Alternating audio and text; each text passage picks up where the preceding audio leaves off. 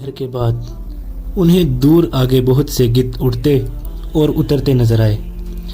یہ اس کی نشانی تھی کہ وہاں کوئی مردار ہے۔ وہ علاقہ مٹی اور ریت کے ٹیلوں کا تھا۔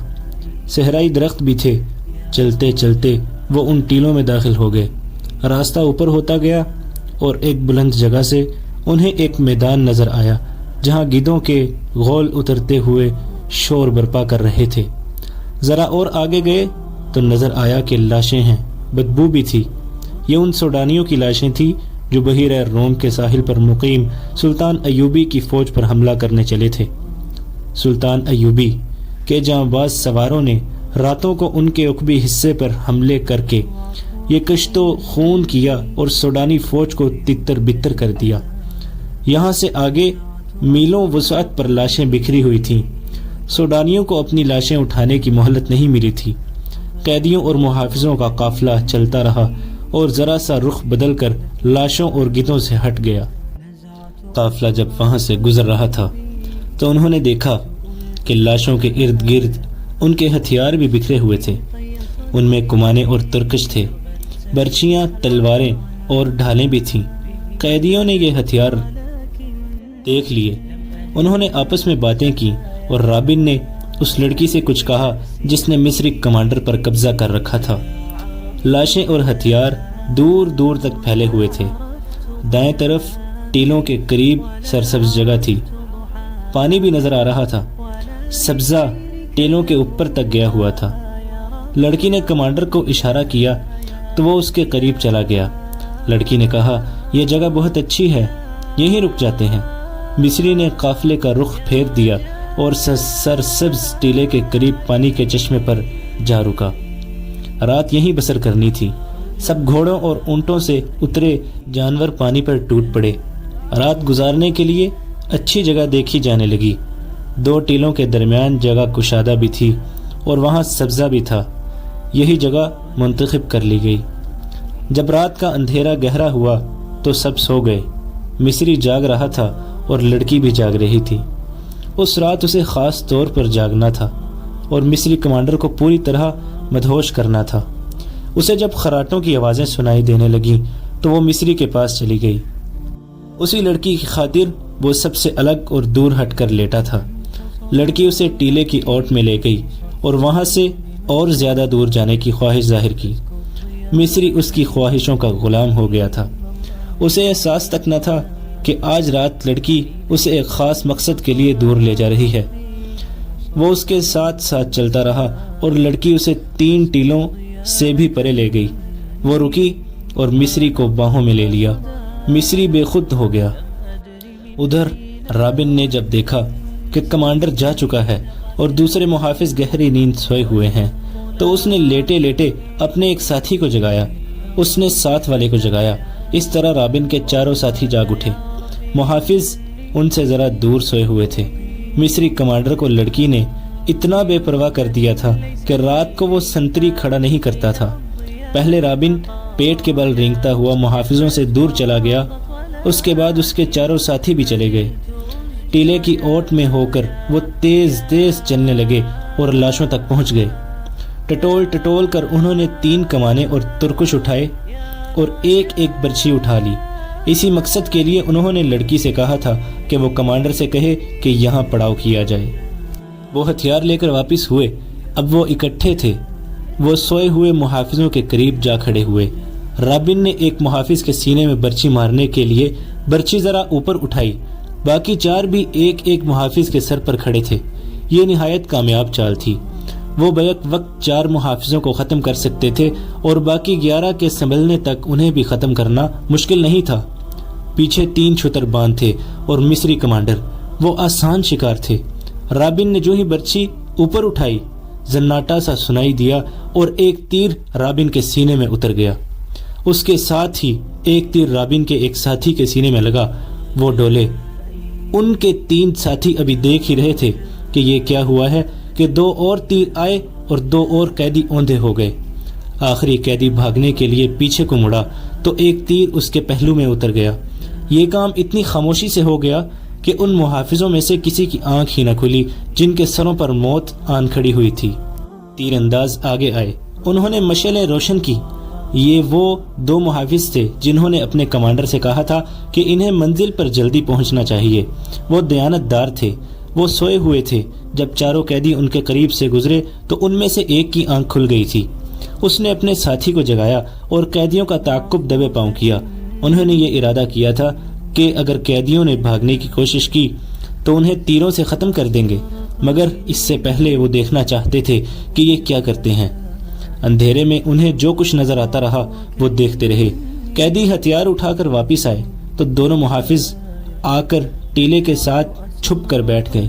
جو ہی قیدیوں نے محافظوں کو برچیاں مارنے کے لیے برچیاں اٹھائیں، انہوں نے تیر چلا دیے، پھر چاروں کو ختم کر دیا۔ انہوں نے اپنے کمانڈر کو آواز دی تو اسے لاپتہ پایا۔ اس آواز سے لڑکیاں جاگ اٹھیں اور باقی محافظ بھی جاگ اٹھے۔ لڑکیوں نے اپنے آدمیوں کی لاشیں دیکھیں۔ ہر ایک لاش میں ایک تیر اترا ہوا تھا۔ لڑکیاں خاموشی سے لاشوں کو دیکھتی رہیں۔ انہیں معلوم تھا کہ یہ آدمی آج رات کیا کریں گے۔ مصری کمانڈر وہاں نہیں تھا اور ایک لڑکی بھی غائب تھی۔ محافظوں کو معلوم نہیں تھا کہ جب ان قیدیوں جاسوسوں کی سینوں میں تیر داخل ہوئے تھے، بالکل اسی وقت ان کے مصری کمانڈر کی پیٹھ میں ایک خنجر اتر گیا تھا۔ اس کی لاش تیسرے ٹیلے کے ساتھ پڑی تھی۔ اس رات صحرا کی ریت خون کی پیاسی معلوم ہوتی تھی۔ مصری کمانڈر اپنے محافظ دستے اور قیدیوں سے بے خبر اس لڑکی کے ساتھ چلا گیا اور لڑکی اسے خاصا دور لے گئی تھی۔ اسے معلوم تھا کہ اس کے ساتھی ایک خونی ڈرامہ کھیلیں گے۔ لڑکی مصری کو ایک ٹیلے کے ساتھ لے کے بیٹھ گئی۔ اسی ٹیلے سے ذرا پرے بالیان اور اس کے 6 محافظوں نے پڑاؤ ڈال رکھا تھا۔ ان کے گھوڑے کچھ دور بندھے ہوئے تھے۔ بالیان موبی کو ساتھ لیے ٹیلے کی طرف آ گیا۔ اس کے ہاتھ میں شراب کی بوتل تھی۔ موبی نے نیچے بچھانے کے لیے دری اٹھا رکھی تھی۔ بالیان محافظوں سے دور جا کر عیش و عشرت کرنا چاہتا تھا۔ اس نے دری بچھا دی اور موبی کو اپنے ساتھ بٹھا لیا۔ وہ بیٹھے ہی تھے کہ رات کے سکون میں انہیں قریب سے کسی کی باتوں کی آوازیں سنائی دیں۔ وہ چونکے اور دم ساتھ کر سننے لگے۔ آواز کسی لڑکی کی تھی۔ بالیان اور موبی دبے پاؤں اس طرف آئے اور ٹیلے کی اوٹ سے دیکھا۔ انہیں 2 سائے بیٹھے ہوئے نظر آئے۔ صاف پتہ چلتا تھا کہ ایک عورت اور ایک مرد ہے۔ موبی اور زیادہ قریب ہو گئی اور غور سے باتیں سننے لگی۔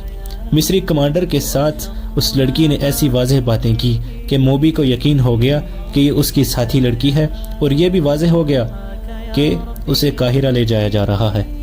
مصری نے جو حرکتیں اور باتیں کی وہ تو بالکل ہی صاف تھی، کسی شک کی گنجائش نہیں تھی۔ موبی جان گئی کہ یہ مصری اس لڑکی کو اس کی مجبوری کے عالم میں عیاشی کا ذریعہ بنا رہا ہے۔ موبی نے یہ بالکل نہ سوچا کہ ارد گرد کوئی اور بھی ہوگا، اور اس نے جو ارادہ کیا ہے اس کا نتیجہ کیا ہوگا۔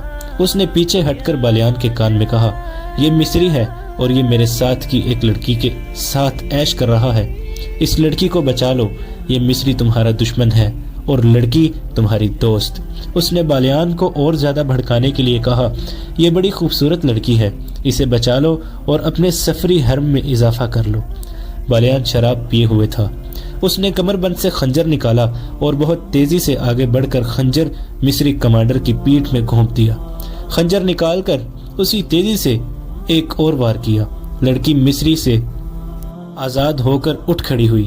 موبی دوڑی اور اسے آواز دی۔ وہ دوڑ کر موبی سے لپٹ گئی۔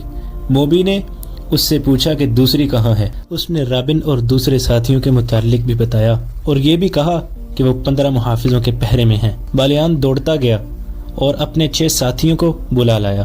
ان کے پاس کمانے اور دوسرے ہتھیار تھے۔ اتنے میں قیدیوں کے محافظوں میں سے ایک اپنے مصری کمانڈر کو آوازیں دیتا ادھر آیا۔ بالیان کے ایک ساتھی نے تیر چلایا اور اس محافظ کو ختم کر دیا۔ وہ لڑکی انہیں اپنی جگہ لے جانے کے لیے آگے آگے چل پڑی۔ بالیان کو آخری ٹیلے کے پیچھے روشنی نظر آئی۔ اس نے ٹیلے کی اوٹ میں جا کر دیکھا، وہاں بڑی بڑی 2 مشعلیں جل رہی تھیں۔ ان کے ڈنڈے زمین میں گڑے ہوئے تھے۔ ان کے اوپر والے سروں پر تیل میں بھیگے ہوئے کپڑے لپٹے ہوئے تھے جو جل رہے تھے۔ بالیان اپنے ساتھیوں کے ساتھ اندھیرے میں تھا۔ اسے روشنی میں 5 لڑکیاں الگ کھڑی نظر آ رہی تھیں اور محافظ بھی دکھائی دے رہے تھے۔ ان کے درمیان 5 لاشیں پڑی تھیں جن میں تیر اترے ہوئے تھے۔ موبی اور دوسری لڑکی کی سسکیاں نکلنے لگیں۔ موبی کے اکسانے پر بالیان نے اپنے ساتھیوں سے کہا کہ یہ تمہارا شکار ہے، تیروں سے ختم کر دو۔ ان کی تعداد اب 14 تھی۔ یہ ان کی بدقسمتی تھی کہ وہ روشنی میں تھے۔ بالیان کے ساتھیوں نے کمانوں میں تیر ڈالے۔ تمام تیر ایک ہی بار کمانوں سے نکلے۔ دوسرے ہی لمحے کمانوں میں 6 اور تیر آ چکے تھے۔ ایک ہی بار قیدیوں کے 6 محافظ ختم ہو گئے۔ باقی ابھی سمجھ نہ سکے تھے کہ یہ تیر کہاں سے آئے ہیں۔ 6 اور تیروں نے 6 اور محافظوں کو گرا دیا۔ باقی 2 رہ گئے تھے۔ ان میں سے ایک اندھیرے میں غائب ہو گیا، دوسرا ذرا سست نکلا اور وہ بھی سوڈانیوں کے بیک وقت 3 تیروں کا شکار ہو گیا۔ 3 شتربان رہ گئے تھے جو سامنے نہیں تھے، وہ اندھیرے میں کہیں ادھر ادھر ہو گئے۔ مشعلوں کی روشنی میں اب لاشیں ہی لاشیں نظر آ رہی تھی۔ ہر لاش ایک ایک تیر لیے ہوئی تھی اور ایک میں 3 تیر پیوست تھے۔ موبی دوڑ کر لڑکیوں سے ملی۔ اتنے میں انہیں ایک گھوڑے کی سرپٹ دوڑنے کی آوازیں سنائی دی جو دور نکل گئیں۔ بالیان نے کہا یہاں رکنا ٹھیک نہیں، ان میں ایک بچ کر نکل گیا ہے، وہ قاہرہ کی سمت گیا ہے، فوراً یہاں سے نکلو۔ انہوں نے محافظوں کے گھوڑے کھولے اور اپنی جگہ گئے۔ وہاں جا کر دیکھا کہ ایک گھوڑا بما زین غائب تھا، اسے بچ کر نکل جانے والا محافظ لے گیا تھا۔ وہ اپنے گھوڑوں تک نہیں جا سکا تھا، چھپ کر ادھر چلا گیا جہاں سے 8 گھوڑے بندھے نظر آئے۔ زینیں پاس ہی پڑی تھیں۔ اس نے ایک گھوڑے پر زین کسی اور بھاگ نکلا۔ بالیان نے 14 گھوڑوں پر زینیں کسوائیں، سامان 2 گھوڑوں پر لادا، باقی گھوڑے ساتھ لیے اور روانہ ہو گئے۔ لڑکیوں نے موبی کو سنایا کہ ان پر کیا بیتی ہے اور انہیں کہاں لے جایا جا رہا تھا۔ انہوں نے یہ بھی بتایا کہ رابن اور اس کے ساتھی لاشوں کے ہتھیار اٹھانے گئے تھے، مگر معلوم نہیں کہ وہ کس طرح مارے گئے۔ موبی نے کہا ایوبی کے کیمپ میں میری اور رابن کی ملاقات اچانک ہو گئی تھی۔ اس نے کہا تھا کہ مجھے یوں نظر آ رہا ہے کہ یسوع مسیح کو ہماری کامیابی منظور ہے، ورنہ ہم اس طرح خلاف توقع نہ ملتے۔ آج ہماری ملاقات بالکل خلاف توقع ہو گئی ہے، لیکن میں یہ نہیں کہوں گی کہ یسوع مسیح کو ہماری کامیابی منظور ہے۔ خدا یسوع مسیح ہم سے ناراض معلوم ہوتا ہے۔ ہم نے جس کام میں ہاتھ ڈالا وہ چوپٹ ہوا۔ بحیرہ روم میں ہماری فوج کو شکست ہوئی اور مصر میں ہماری دوست سوڈانی فوج کو شکست ہوئی۔ ادھر رابن اور کرسٹوفر جیسے دلیر اور قابل آدمی اور ان کے اتنے اچھے ساتھی مارے گئے۔ معلوم نہیں ہمارا انجام کیا ہوگا۔ ہمارے جیتے جی تمہیں کوئی ہاتھ نہیں لگا سکتا۔ بالیان نے کہا میرے شیروں کا کمال تم نے دیکھ لیا ہے۔